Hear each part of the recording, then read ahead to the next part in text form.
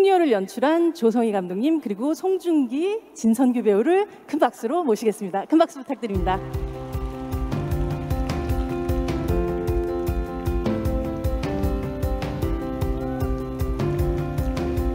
조성희 감독님에게 박수 부탁드립니다. 여기 앉으실까요? 네.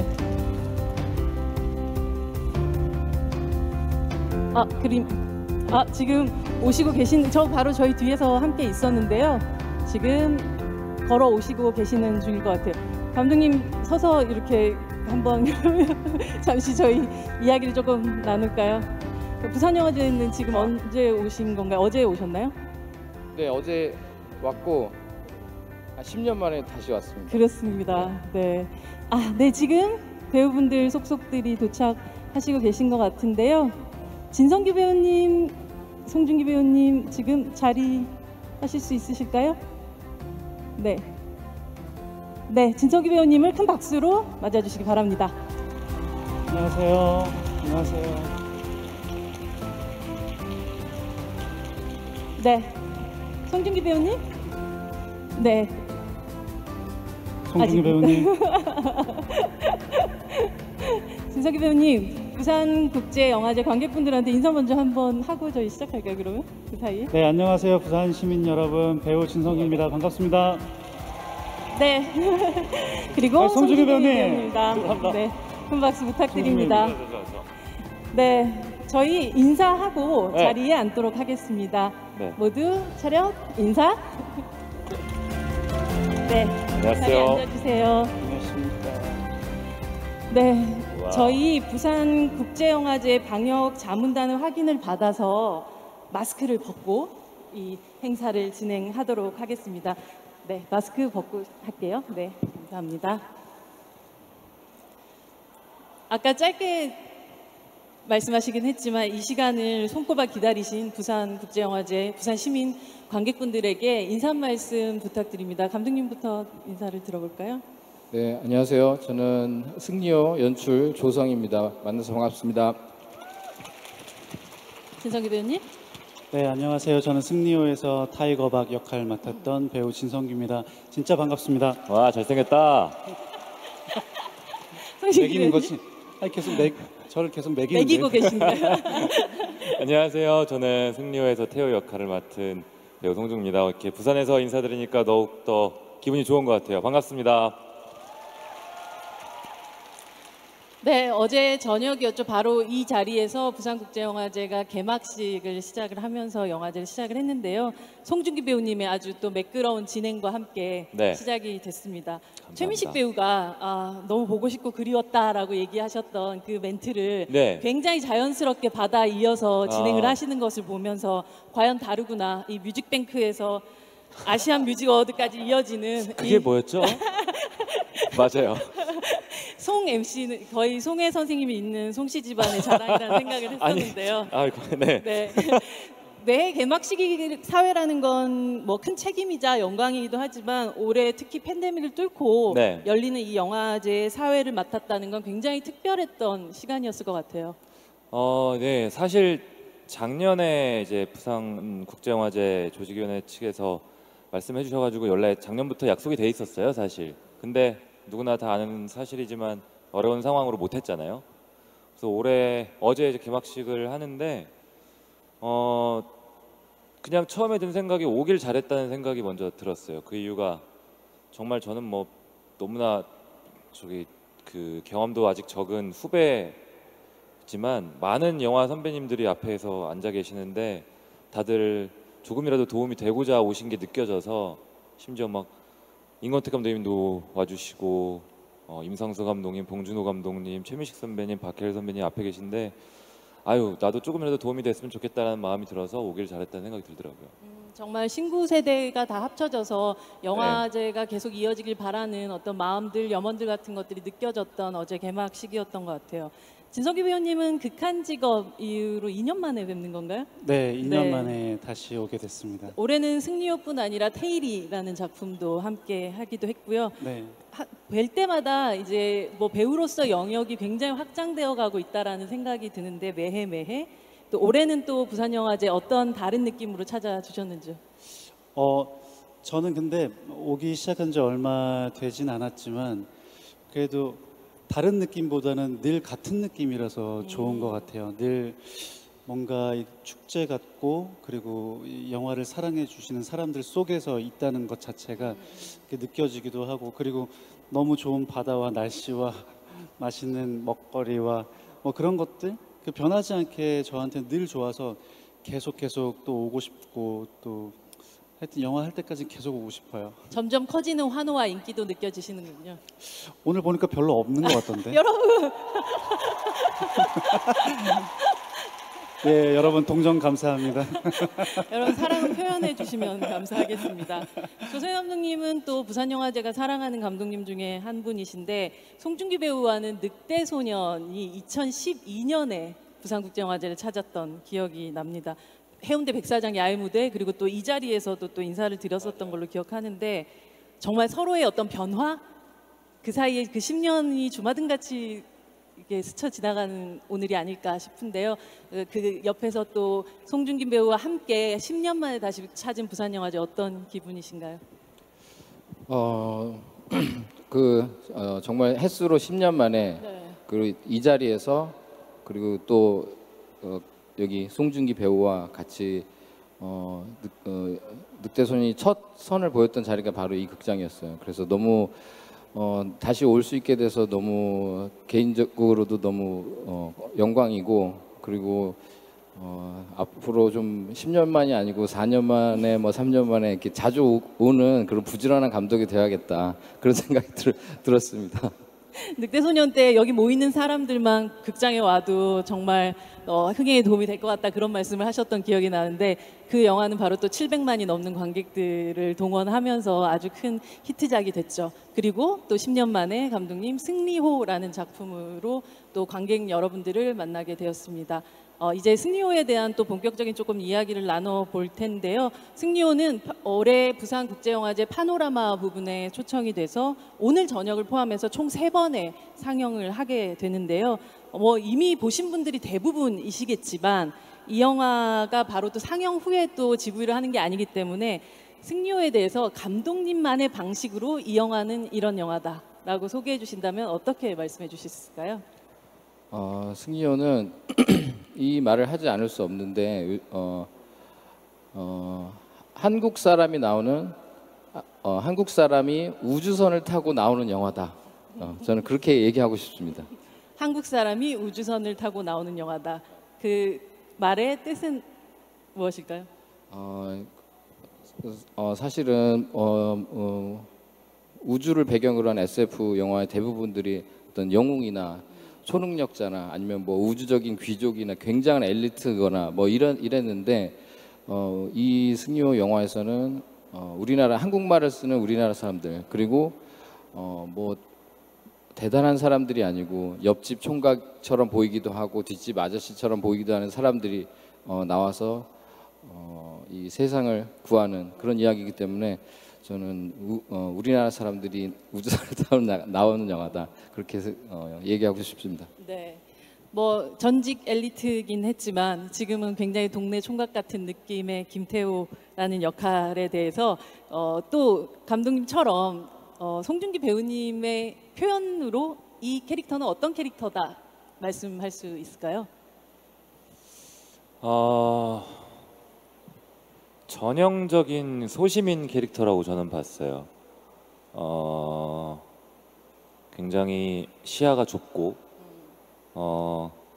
자기만 알고 남과 더불어 살지 못하는 굉장히 폐쇄적인 인물로 봤고, 어느 면에서는 감독님께서 다 창조하신 작품이지만 감독님과 늑대소년들도 함께했기 때문에 감독님의 작품에서의 남자 캐릭터가 비슷한 결이 있다고 느꼈어요.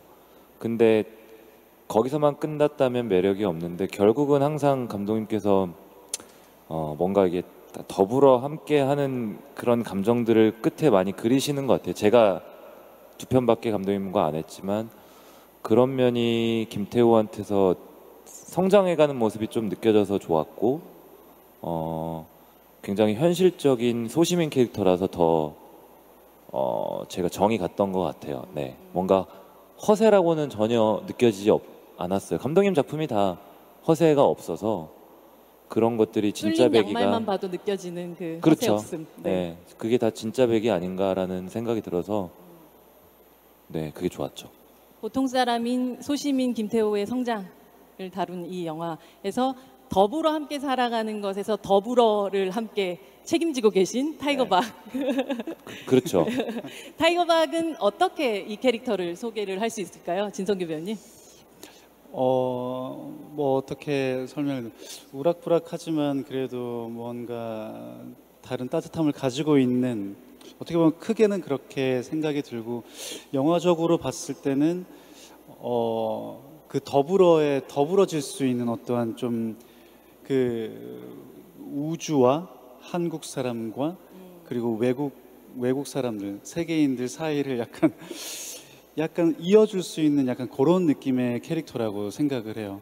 어떻게 보면 한국 사람인데 저기 외국물도 먹은 것 같고 저쪽 사람인 것 같은데 한국말을 하고, 그래서 약간 좀 진짜 그 더불어란 말에 딱 맞는 그런 캐릭터가 근데 아닌가. 그게 더불어라는 말이 우리가 나와서 그런데 하다 보니까 더 느끼긴 했어요, 사실 촬영하면서. 그러니까 제가 정말 이렇게 성규 형에 대한 칭찬하는 걸 정말 안 하는데 웬일이야?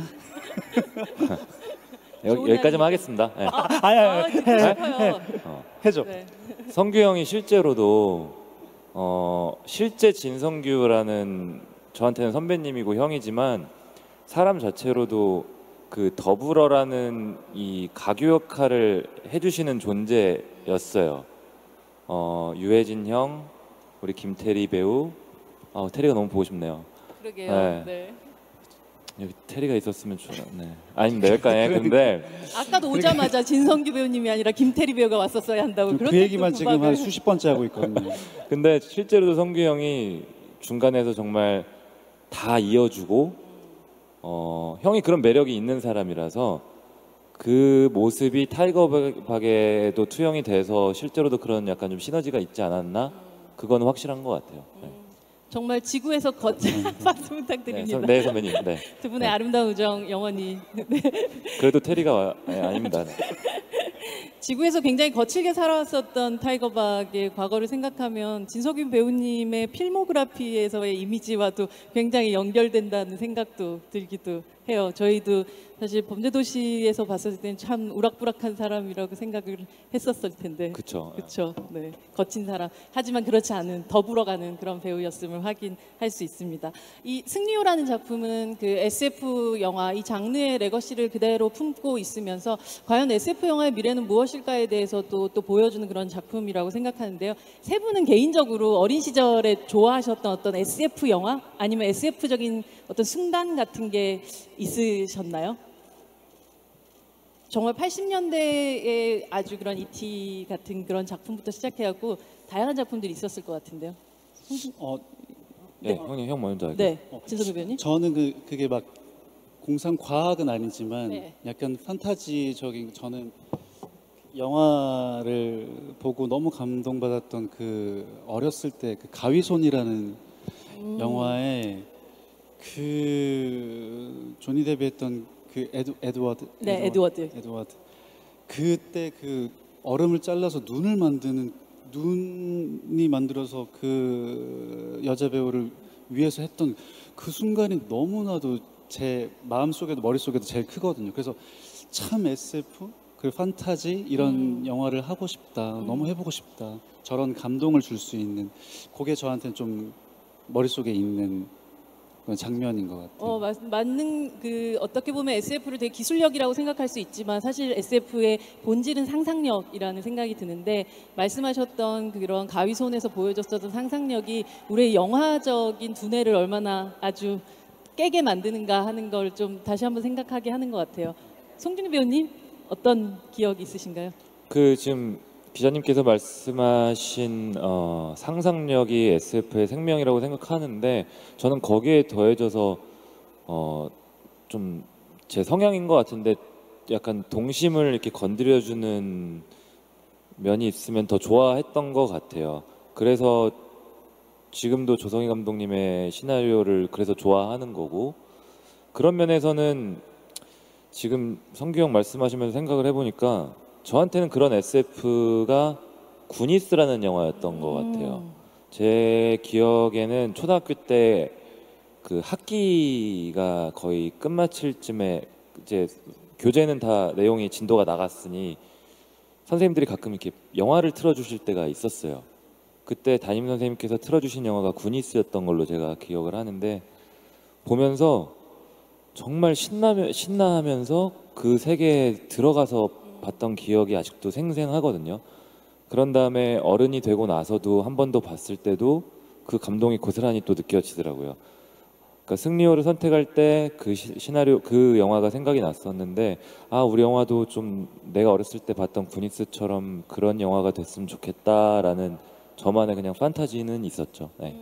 그렇게 모험을 떠나게 되는 그런 영화를 승리호를 통해서 보여주셨던 것 같아요. 네. 말씀하셨던 그 동심이라는 건 결국 편견이 없음을 얘기하는 것 같은데, 영화 속에서 보면 꽃님이가 업동이를 보고도 성별에 대해서 아무런 의심을 갖지 않는 것처럼, 그러니까 편견 없음, 그것이 바로 동심과 연결된 또 그렇죠. 조성희 감독님의 세계인 네, 것 같다는 생각이 맞습니다. 듭니다. 네. 조성희 감독님은 사실 SF 매니아시지 않으셨어요?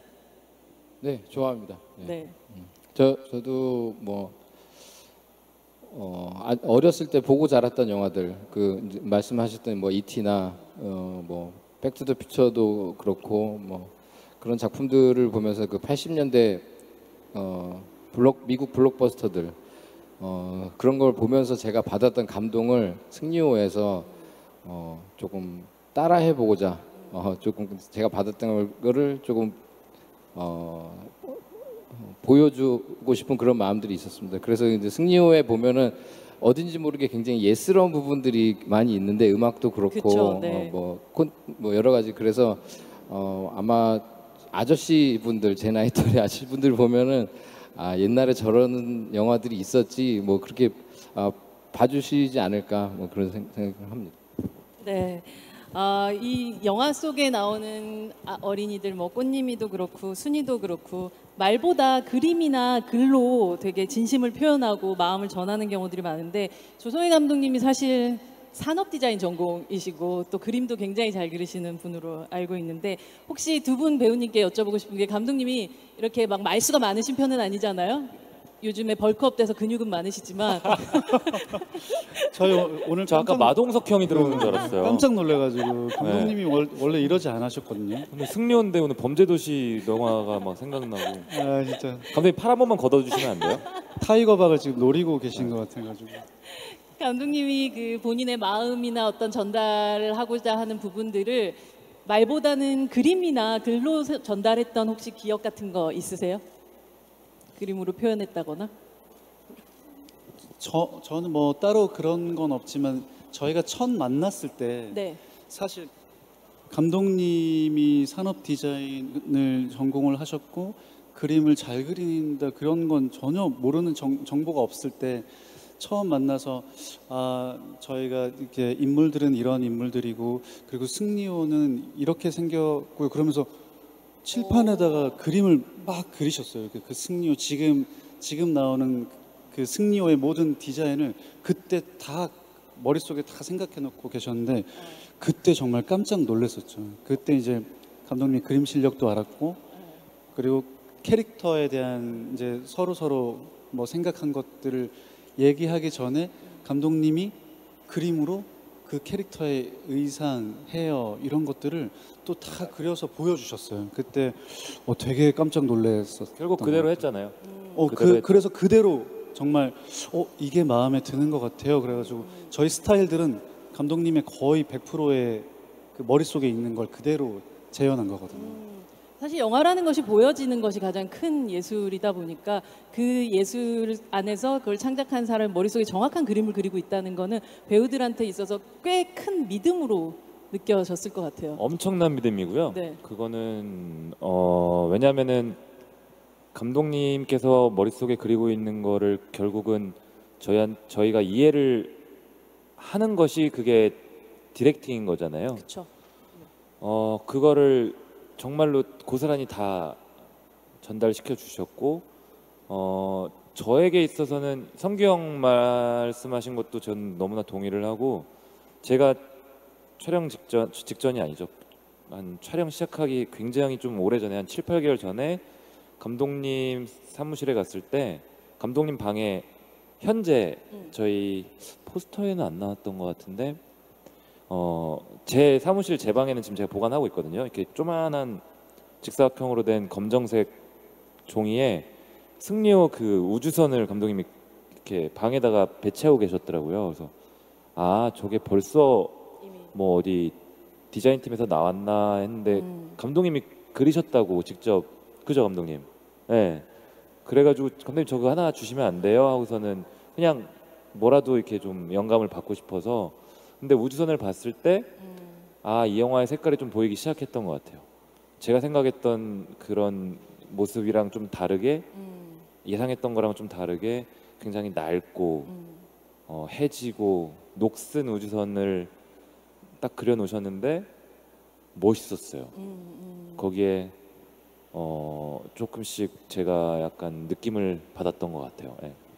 내가 저곳에서 몇 달을 또 생활할 그 네, 공간. 우리 영화의 색깔이 좀 보이기 시작했던 것 같아요. 근데 진짜 전혀 빠를 것 같지 않게 그려놨었는데 네.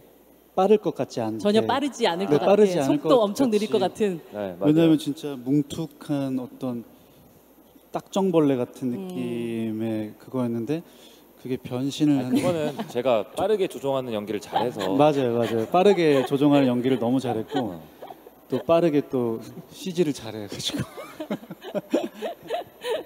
근데 이 영화에는 굉장히 다양한 새로운 것들 그리고 다양한 익숙한 것들이 나오는 그런 영화였던 것 같아요.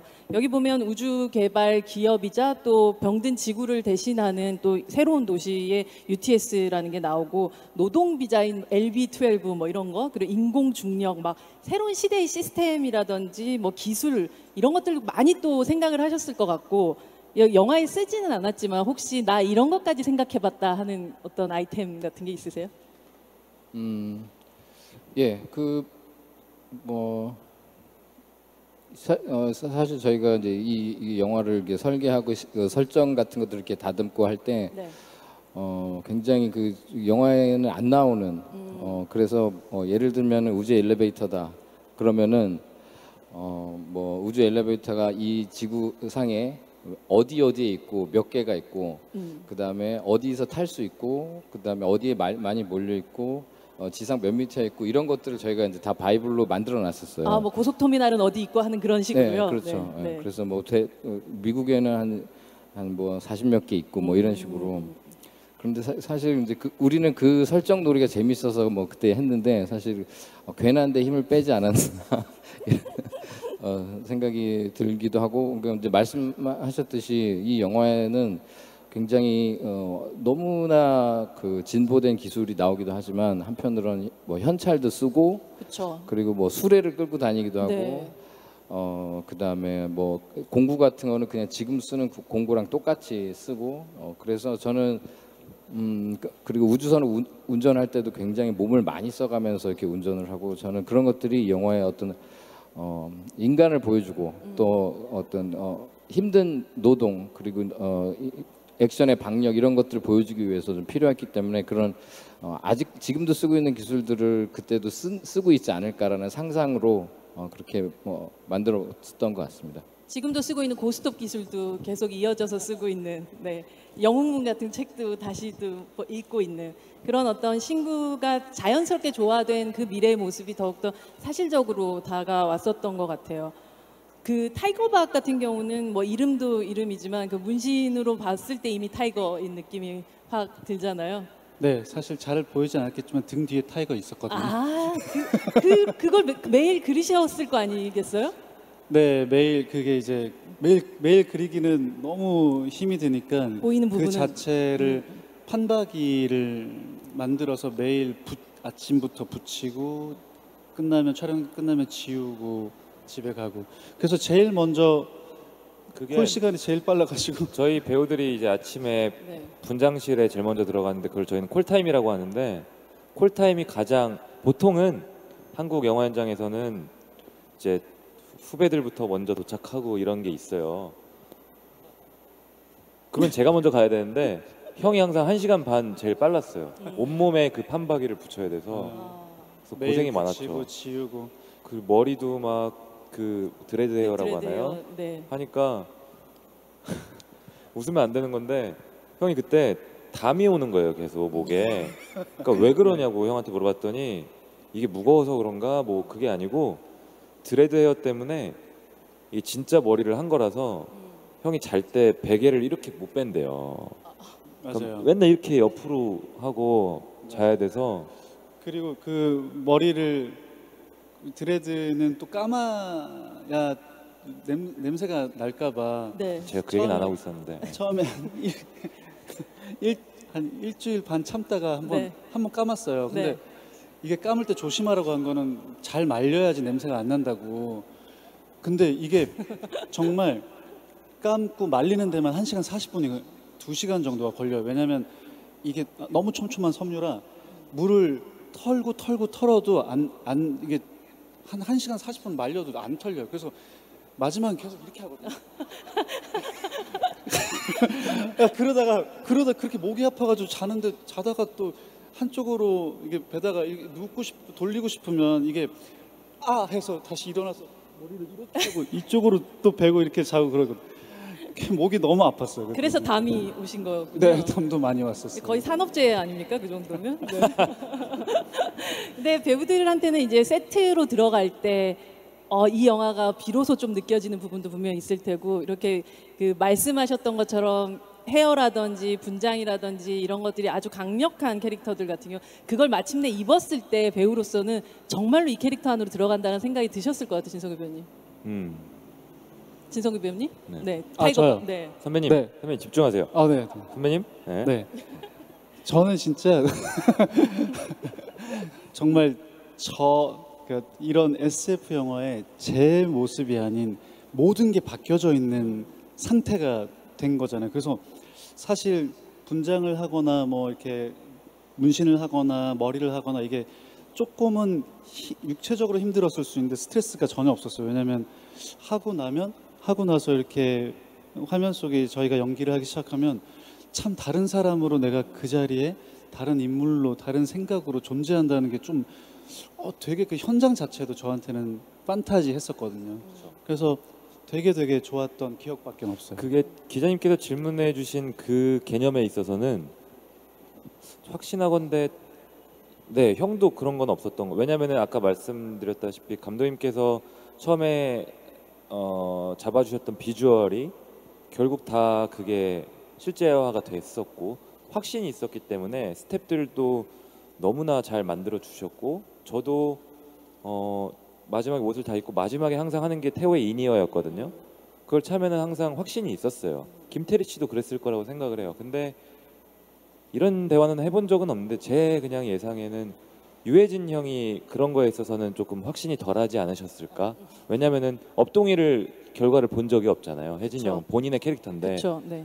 항상 그 초록색 쫄쫄이 옷을 입고 컴퓨터 그래픽을 위한 혜진 형 말고는 저희는 다 확신이 있었던 것 같아요. 그런 부분에 있어서는. 네. 근데 정말 송중기 배우님께서 그 얘기를 하시니까 제가 또 드릴 수밖에 없는 질문이란 게 앞으로 아마도 배우라는 직업으로 계속 살아가신다면 점점 더 보이지 않는 것에 대한 상상을 해야 되는 그런 역할들이 더욱더 많아질 거라고 생각을 하거든요. 뭐 해외만 봐도 지금 마블 영화라든지 모든 영화들이 이제 실제로 현실적에 있는 것들을 보고 반응하는 배우의 연기 이상으로 상상력이 되게 동원되는 연기를 계속 해야 되는데 이번 작업이 그런 면에서 업동이만큼은 아니지만 많은 부분 배우로서 새로운 근육 같은 걸 만드는 어떤 시간이 아니셨을까 싶기도 하거든요.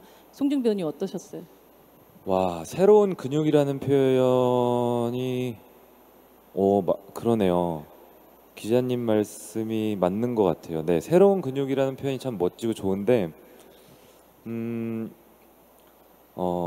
그 근육들에 익숙해져야 될 것 같아요. 솔직히 쉽지는 않은 것 같은데, 근데 정말 쉽지 않은 작업인데 그래도 즐겁게 그리고 확신을 갖고 할 수 있었던 거는 감독님, 특히 감독님께서 정말 한 7할, 8할 이상으로 다 저희한테 이해가 가게끔 해주셨고, 너무나 최고의 스태프들이 이해가 되게끔 너무나 더 어려워질 수 있는 현장인데 쉽게 만들어 줬거든요. 그 새로운 근육이 결국 저는 또 협업이 아닐까 싶어요. 그런 의미에서는 결코 배우 혼자서는 못 하거든요.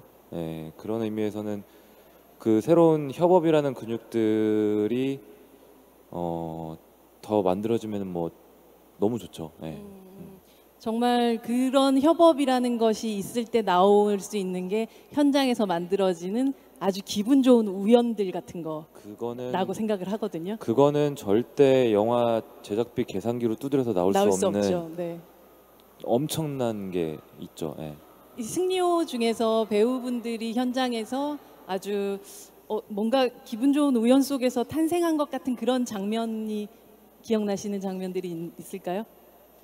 진성규 배우님도 원래 대본에는 없었지만 뭔가가 현장에서 만들어진 부분들도 굉장히 많이 있으실 거 아니에요. 단순히 애드립이 아니라 그냥 그런 부분에 있어서는 솔직히 저희 꽤 많아요. 네. 뭐 저희가 주로 다 혜진 형 이런 말씀하셨었는데 약간 배우들이 결이 맞다라는 말씀을 하셨었는데 저희 배우들이 다 뭔가 이렇게 지금 현재 감독님께서 만들어 놓으신 세계에서 크게 벗어나서 하려고 하는 편이 아니에요.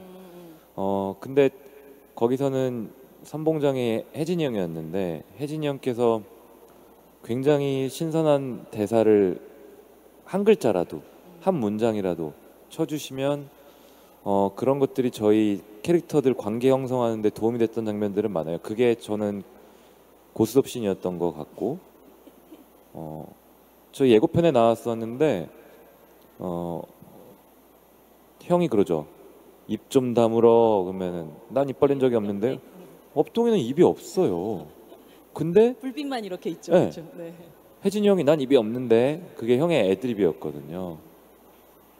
그런 것들이 되게 짜릿짜릿할 때가 있었고 형의 그런 애드립 하나로 저희 관계 형성하는 데 되게 도움이 된 거는 확실히 있었던 것 같아요. 그렇죠? 정말 업어오신 분이시네요. 업고 다녀야 될 업동. 업고 다녀야죠. 감독님, 여기 지금 사실은 김태리 배우가 함께 계시다면 가장 완벽한 어떤 합이었겠지만 오늘 또 함께하지 못해서 좀 아쉬움이 있긴 하죠. 이 또 사람이 없을 때 칭찬을 해야지 또 민망하지 않기 때문에 칭찬이든 혹은 아니면 아주 구체적으로 이 김태리라는 존재는 세 분에게 어떠한 자극 또 어떠한 또 영감, 어떠한 또 즐거움을 주는 사람이었는지, 동료였는지, 협업자였는지 얘기를 좀 들어볼 수 있을까요? 김태리는 정말 제가 배운 배우 중에 가장 성실한 사람 중에 하나예요.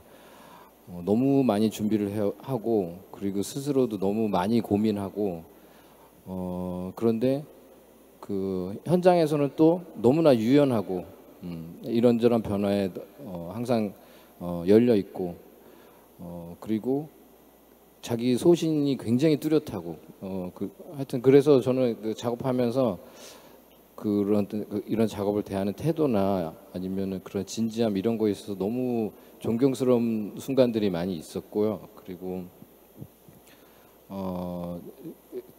테리 씨는 본인이 아이디어도 굉장히 많고 그래서 같이 테리 씨와 김태리가 캐스팅 되고 난 이후에 서로 얘기를 하면서 이 선장 캐릭터가 어마어마한 발전을 했었어요. 그 전까지 제가 모르던 부분들을 알려주기도 하고 특히나 뭐 그런 외모 뭐 의상이나 헤어도 그렇고 그 캐릭터의 지나온 역사도 그렇고 그런 거에 있어서 너무 그 단단한 그 선장을 만들기를 원했고 그래서 저는 제가 창조한 그 선장을 감독이나 뭐 작가가 창조했다기보다 김태리 본인이 거의 이 인물을 만들지 않았나 그렇게 생각합니다.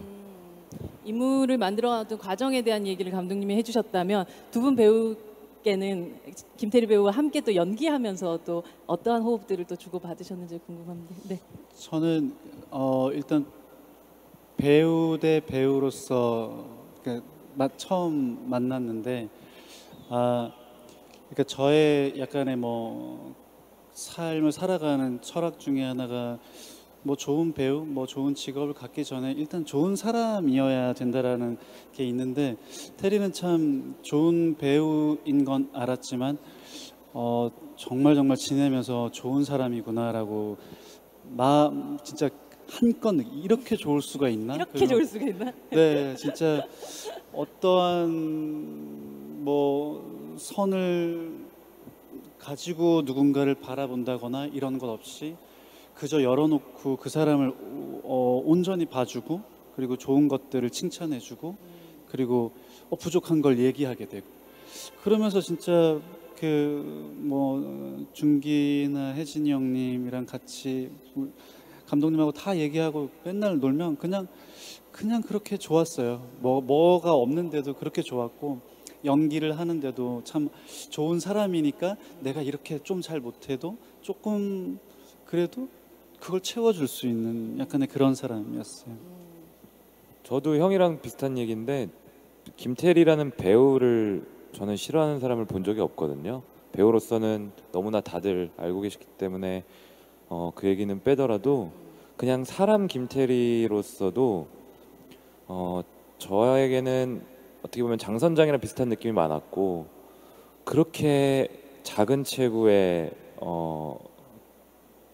친구가 너무나 그릇이 크다는 거를 많이 느꼈고 솔직히 성경이랑 예전에 촬영할 때 그런 얘기를 했던 적이 있었던 것 같아요. 형이랑 맥주 한잔 하면서 저희도 사람인지라 저도 그렇고 이렇게 뭔가 작품을 할 때 좋은 사람들하고 협업을 하고 싶거든요. 좋은 스태프들, 좋은 배우들하고.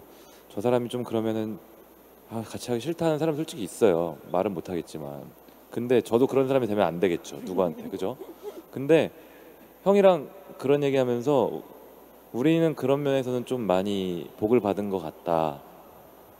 라는 얘기를 했던 적이 있어요. 거기서 김태리 씨가 차지했던 부분은 굉장히 어마어마하게 크죠. 네. 김태리 씨가 했었던 칭찬 중에서 진성규 씨 기억나는 칭찬, 아까 칭찬도 많이 해주고 칭찬이 오빠 뭐 이 정도. 오빠가 칭찬인가요? 뭐 그 뉘앙스가 중요한 거군요. 지금. 칭찬이라기보다 네. 사실 진심 어린 말이잖아요. 네. 그러니까 칭찬이라기보다 테리한테 가장 많이 들은 말은 성규 형이든 저든 오빠들 뭐 이런 거였던 것 같은데. 그죠 형? 맞아. 선배님 뭔가 하지 말라는. 그 안에서 약간 규율반장 같은 그런 느낌이 그렇죠. 좀 들기도 하죠. 테리야 맥주 한 개만 더 시켜. 오빠. 예를 드니까 제가 무슨 네, 뉘앙스인지 네, 정확하게 알겠네요. 내일 네. 촬영. 알았어. 네.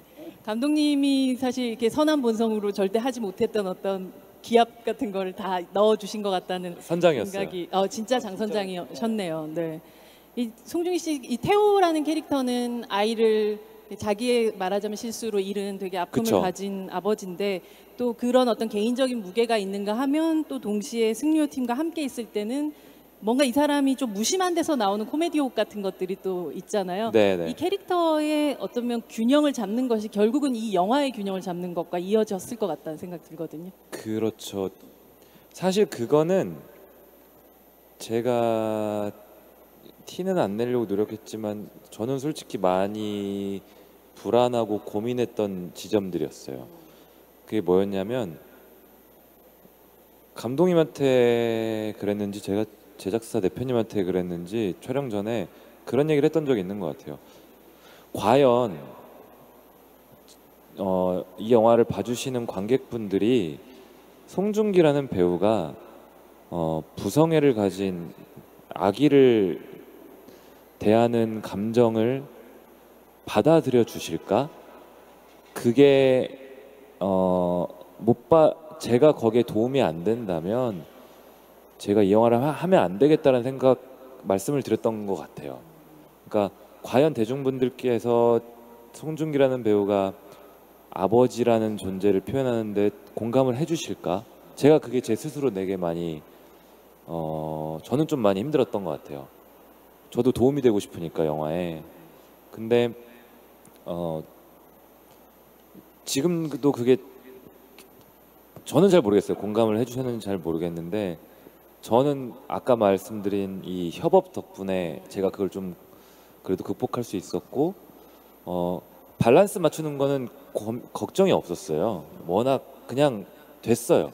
됐는데 제 혼자만의 고민이 그 밸런스를 잘 맞춰야 되는데 혹시나 깨트리지는 않을까? 무슨 송중기가 아빠 역할을 해.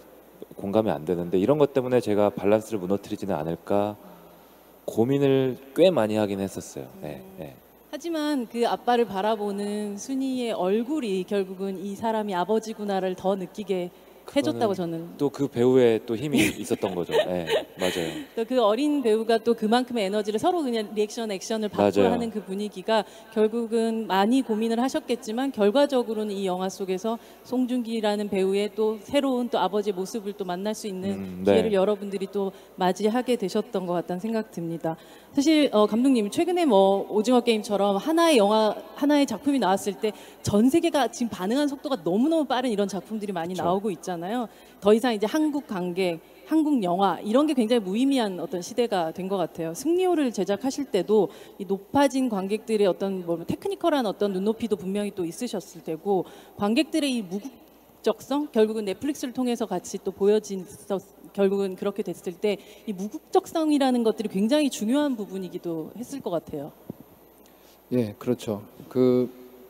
정말 최근에 많은 변화들이 있고 그 변화의 속도조차도 굉장히 빨라지고 있는데 승리호를 시나리오 쓰고 만들기 시작할 때만 하더라도 저 스스로도 굉장히 회의감과 싸우면서 작업을 했어요. 그런 무엇이냐면 2021년 한국에 이 얘기 무슨 의미가 있을까? 우리 관객분들이 이걸 어떻게 받아들여 주실까?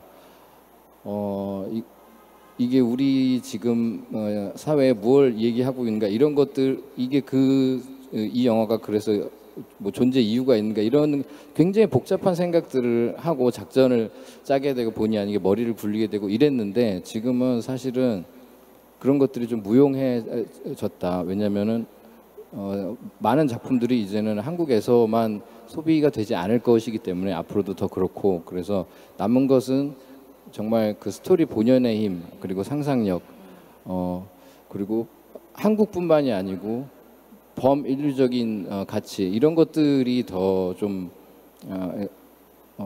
그런 이야기들을 더 하게 될 것 같고 그런 이야기들이 더 필요하게 될 것 같아요.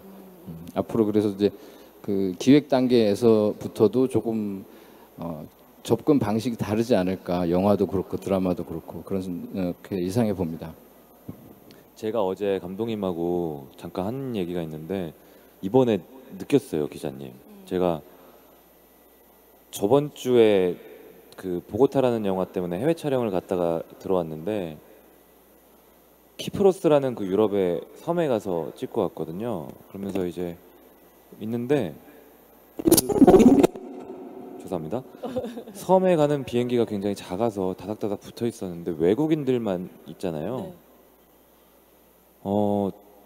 제 주위만 해도 외국분 3분이 오징어 게임이라는 작품을 다운받아서 보고 계시더라고요.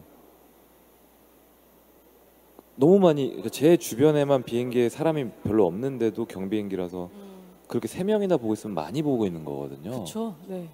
그러고서 거기서 생활하면서 있으면 외국인들이 오징어 게임을 또 보고 있어요. 제가 밥을 그쪽에 있는 분들하고 식사하는 자리가 있었는데 한국 당연히 이제 봉준호 감독님의 기생충 얘기로 시작해서 얘기하다가 최근에 나 재밌게 본 거 있어 뭐 우주에서 막 뭐 어쩌고 저쩌고 하는 거 봤는데 그게 나야. 제가 너무 자랑스러워. 그게 나야. 그랬었어요. 그게 너야? 제가 궁금해서 물어봤죠. 어떻게 봤어? 너무 재밌게 봤대요. 뭐가 재밌었니? 왜냐면은 한국 감독님, 한국 배우들이 만든 한국 작품이라서 과연 우리의 정서를 이해할 수 있을까? 뭐가 재밌어 하실까? 막 기사가 뜰 때도 넷플릭스에서 승리호가 막 어디서 1위 했다. 기사로만 보니까 이렇게 피부로 못 느꼈었는데 그렇죠. 못 느껴지죠, 사실은. 거기서 재밌다고 이런 게 재밌었어. 저런 게 재밌었어 하니까 기분 좋기도 한데 잘 만들어야겠다는 또 책임감도 들고 이번에 해외 촬영 갔다가 정말 많은 걸 느꼈어요. 그래서 뿌듯하기도 했고 약간 조성희 감독님 맨날 제가 놀리고 장난쳐서 그렇긴 한데 감독님 막 이런 생각도 들었고 보고 싶더라고요. 네. 아 감독님 말고요. 테리가. 네. 네, 테리가.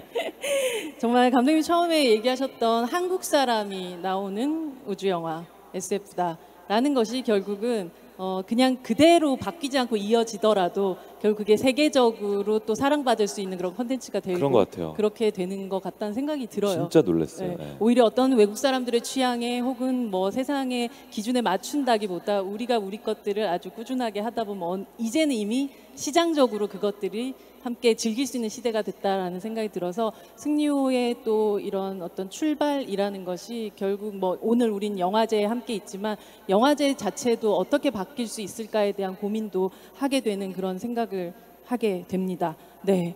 오늘 지금 뭐 얘기를 하다 보니까 시간이 굉장히 빨리 흘러갔는데요.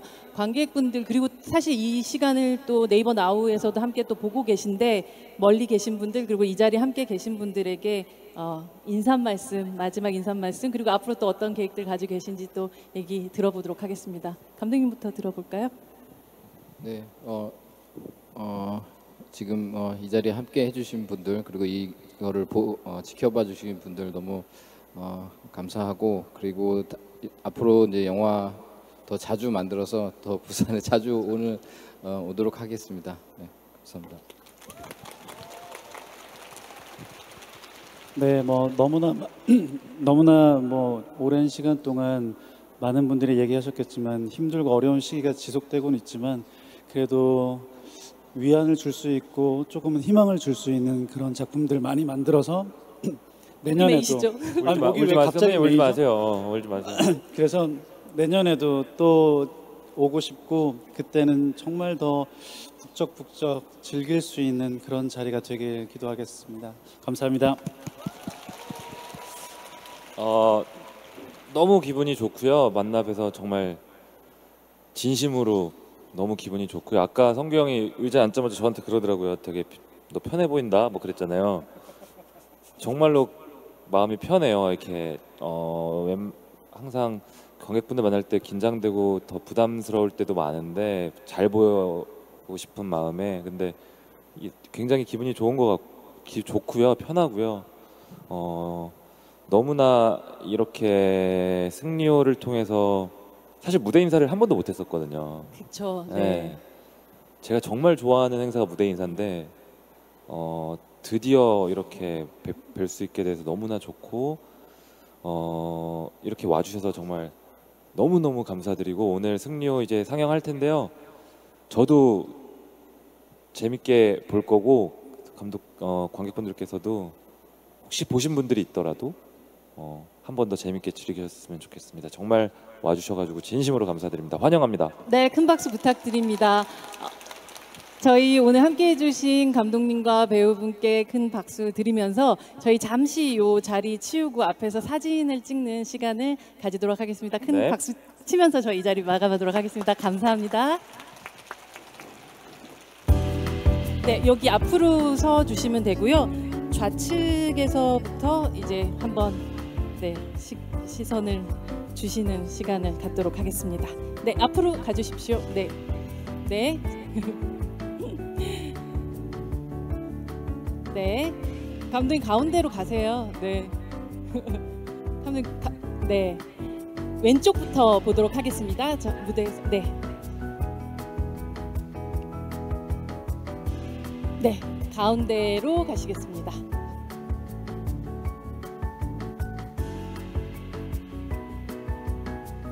네, 이제 오른쪽을 봐주시면 감사하겠습니다. 감독님 좀 웃으시죠? 네. 네, 손 흔들어 주시는 관객분들도 많으신데요. 네. 감사합니다. 네, 오늘 또 7일부터 이어지는 또 영화제 8일 그리고 10일에 이 승리호 예정되어 있습니다. 저희 인사드리면서 마무리 짓도록 하겠습니다. 감사합니다. 뒤돌아서 한번 또 포토타임을 해야 된다고 하네요. 네. 네, 올라오시고 감독님도 들어오셔야 됩니다. 네. 네, 공식 포토 타임을 갖도록. 네. 네.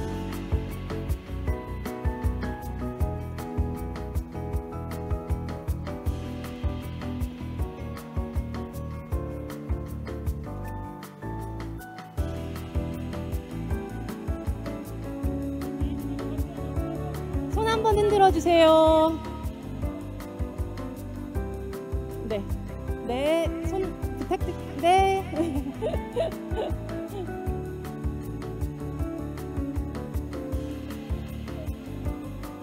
네.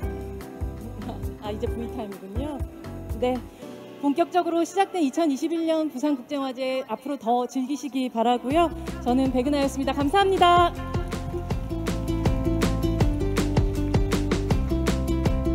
네, 안전한 퇴장을 위해서 질서 있게 퇴장